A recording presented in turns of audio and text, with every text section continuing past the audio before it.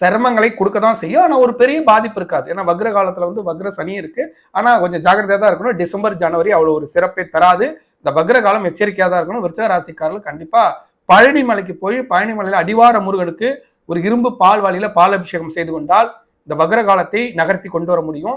அர்த்தாசிரம சனி போயிட்டு இருக்கு. இந்த அர்த்தாசிரம சனிங்கிறது 4ஆம் இடத்து சனி. அந்த குரு வக்ரமும் சேர்ந்து பாடாதான் படுத்தும். அதனால 4-11 வரலைக்கு எந்த பிரச்சனையும் இல்லை. வக்ரமே வந்தால் 4-11 வரைக்கும் பெரிய பிரச்சனை இருக்காது. 4-11க்கு அப்புறம் பிரச்சனையை கொடுக்க தான் செய்வார். கொடுத்தாலும் அதுக்கடுத்து இந்த வக்ர காலம் முடிஞ்ச பிறகு திருப்பி குரு சாதகமா வருவார். அதனால சமாளிச்சுட்டு வந்துட முடியும். அந்த நேரத்துல பழனிமலை முருகன் போய் அவரை பார்த்து கொண்டு வந்தால் மிக சிறப்பா இருக்கும்.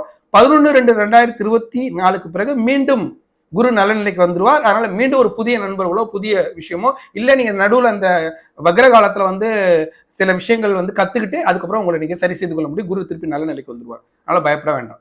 ஆனா வக்ர காலத்துல